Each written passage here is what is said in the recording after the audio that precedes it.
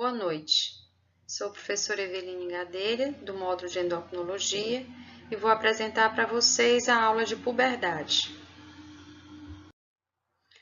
Essa aula será apresentada em 3 vídeos. Primeiro abordaremos a puberdade normal, no segundo, os distúrbios puberais e no terceiro, aspectos do diagnóstico e tratamento. A puberdade normal ela apresenta algumas características. Ela decorre da maturação dos caracteres sexuais primários, os órgãos genitais internos, envolve o surgimento de caracteres sexuais secundários, como, por exemplo, o desenvolvimento das mamas, o aumento do volume testicular, o aparecimento de pelos corporais, a mudança da composição corporal, o crescimento somático acelerado, também conhecido como estirão do crescimento, e culmina com o desenvolvimento da menarqueme, surgimento do primeiro fluxo menstrual, a espermatogênese em meninos e, portanto, tornando aquele indivíduo apto à reprodução.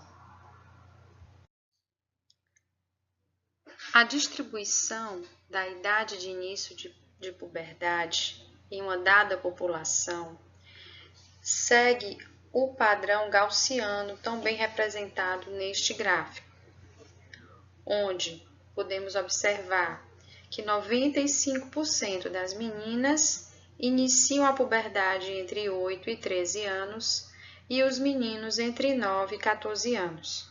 Ou seja, aquela puberdade que se inicia antes dos 8 em meninas e antes dos 9 em meninos é denominada puberdade precoce. E aquela puberdade que se inicia após os 13 anos em meninas ou após os 14 anos em meninos é dita puberdade atrasada. Estudos que observaram a distribuição da idade de menarca nas meninas ao longo dos anos em diferentes países europeus e nos Estados Unidos revelam uma tendência mundial para um surgimento mais precoce da menarca. Isso tem sido atribuído à melhora nas condições nutricionais, à exposição a fatores ambientais. No Brasil, nós adotamos esses marcos de início de puberdade para meninas e meninos, tão bem representados aqui nessa tabela. O primeiro sinal da puberdade em meninos é o aumento do volume testicular e nas meninas o aparecimento do broto mamário.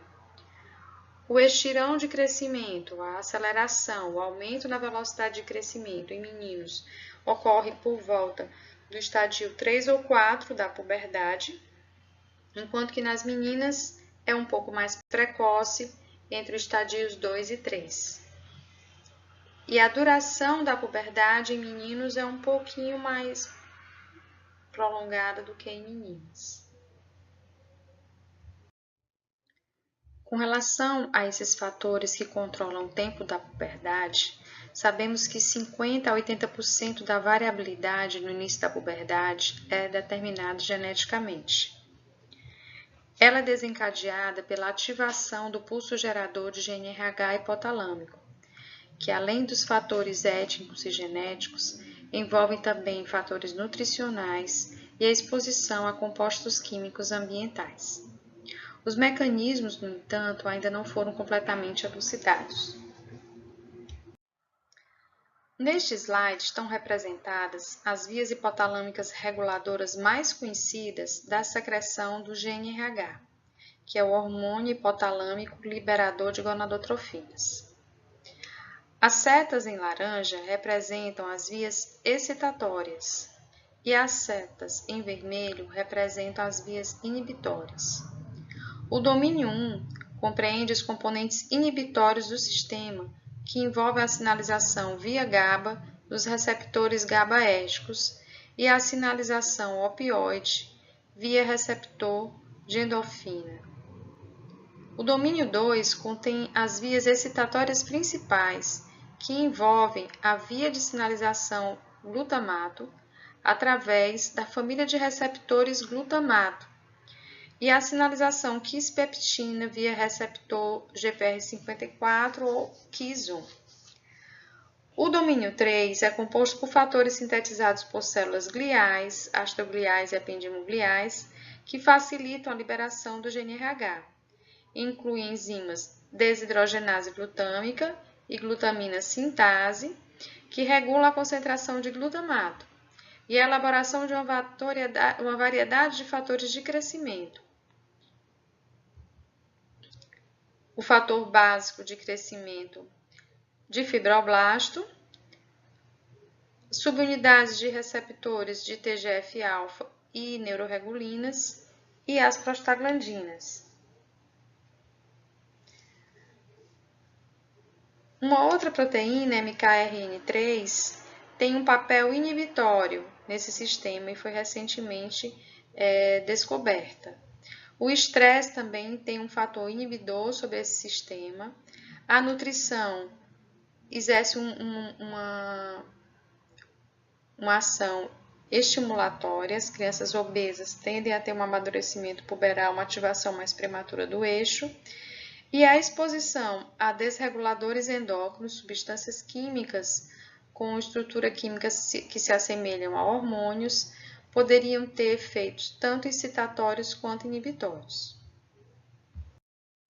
Desreguladores endócrinos são compostos químicos com capacidade de interferir no sistema endócrino. Estamos atualmente expostos a uma mistura de compostos químicos, subprodutos de plástico como fitalatos e bisfenol, fitoestrógenos, pesticidas, dioxinas, substâncias presentes na água, nos alimentos, no ar, na composição de papéis térmicos. Eles podem ser absorvidos pela pele, ingeridos nos alimentos, e estudos de associação em humanos, experimentais e animais revelam potencial efeito deletério sobre o sistema reprodutor. Os riscos são maiores quanto mais imaturo o organismo, portanto, gestantes, bebês, lactentes, eles se encontram num período denominado janela de exposição. E as agências regulatórias recomendam que se adote o princípio da cautela.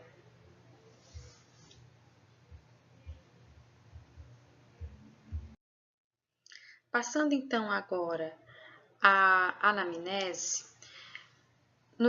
na abordagem de uma criança que se apresenta com alguma queixa relacionada à puberdade, o que é importante registrar?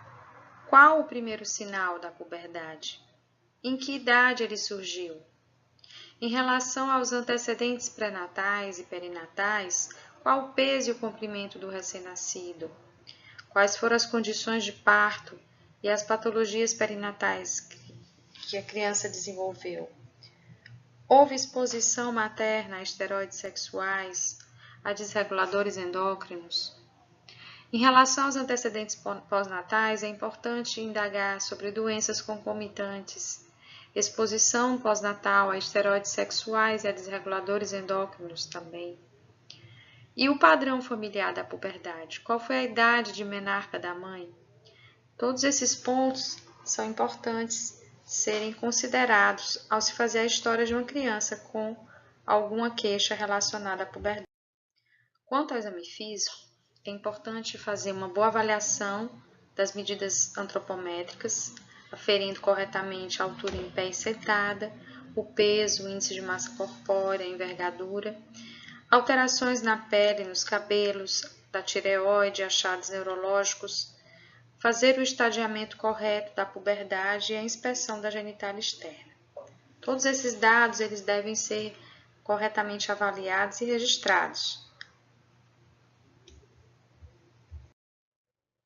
Os dados antropométricos devem ser registrados nas curvas de crescimento próprias para o sexo da criança. E o estadio puberal também deve ser avaliado e classificado de acordo com a classificação de Turner, onde o estadio 1 é o estadio pré-puberal, que corresponderia a testículos com maior diâmetro abaixo de 2,5 cm ou volume menor que 3 centímetros cúbicos, e a ausência de broto mamário. E varia de Tanner 2 até o Tanner 5, o estadio da puberdade. Para as mamas, o Tanner 2 é aquele broto mamário subareolar, o Tanner 3, a mama já ultrapassa o diâmetro da areola, o Tanner 4, a areola, ela forma um segundo monte sobre a mama, e o Tanner 5 é a mama adulta. Para os meninos, a graduação de Tanner 2 a Tanner 5 é delimitada pelo volume do testículo, utilizando as medidas do orquidômetro de Prader. A distribuição dos pelos também segue um padrão. Tanner 1 é a ausência de pelos pubianos, Tanner 2, os pelos pubianos, eles são discretos, na menina em região de grandes lábios, no menino na região do saco escrotal. Tanner 3 sobe em relação à sínfise pubiana, mas não ultrapassa a sínfise pubiana. Tanner 4 ultrapassa a sínfise pubiana e Tanner 5 já atinge a raiz das coxas e nos meninos o padrão em losango em direção à cicatriz umbilical. Na avaliação de uma criança com alguma queixa relacionada à puberdade, a solicitação da idade óssea é um exame crucial, pois ela vai indicar o grau de maturação esquelética e, portanto, o grau de possível comprometimento da altura final. O ultrassom pélvico em meninas vai ajudar a informar sobre o grau de amadurecimento dos órgãos genitais internos, informando sobre o volume uterino, desenvolvimento do endométrio e o volume dos ovários, bem como a presença de cistos ou tumores. A dosagem do LH basal e do LH após estímulo com LH-RH vai também inferir se esse processo puberal é um processo de puberdade verdadeira, ou seja, dependente de gonadotrofinas, ou se é uma variante da puberdade ou uma puberdade periférica ou pseudopuberdade. A dosagem do estradiol ou a avaliação da citologia vaginal vai nos dar informações acerca do grau de estrogenização em meninas. E em meninos, a dosagem da testosterona. Outros andrógenos podem ser importantes na avaliação de um quadro, por exemplo, de pubarca, hirsutismo ou virilização, pois o excesso de andrógenos de origem adrenal, como a 17-hidroxiprogesterona, androstenediona, sulfato e sulfato de deidroepiandrosterona, a deidroepiandrosterona, composto S, eles podem estar aumentados em crianças que são portadoras de hiperplasia adrenal congênita, cujo diagnóstico é feito pelo teste do ACTH agudo. Em meninos com casos de puberdade periférica, é muitas vezes importante dosar o HCG, pois gonadoblastomas, produtores de HCG, podem ser uma causa de puberdade precoce. O ultrassom testicular também é importante para avaliação de possíveis tumores testiculares. Nos casos em que a etiologia é central, ressonância do sistema nervoso estaria indicada.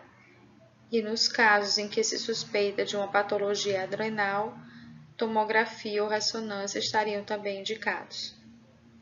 Estudos genéticos também estariam indicados para as formas familiares. Através da análise dos ossos do carpo e do punho, é possível calcular a idade óssea. Os métodos mais utilizados são de Grealish-Pyle ou Tanner-Whitehouse. Com essa informação, é possível fazer uma predição da altura final utilizando-se a tabela de Bailey-Pinot. O LH basal e o teste do LH-RH são muito úteis para o diagnóstico diferencial de puberdade central e periférica.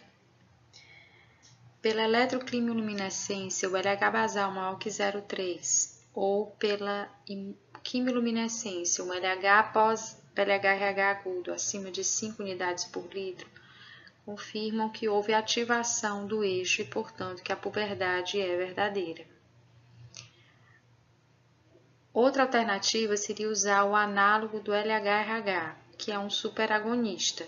A dosagem do LH 2 horas após a administração deste análogo, quando acima de 8 unidades por litro pela eletroquimiluminescência, também confirma o diagnóstico. O FSH, basal ou pós-estímulo, não teria utilidade para o diagnóstico de puberdade precoce, exceto quando eles estão suprimidos, sugerindo que a puberdade é periférica.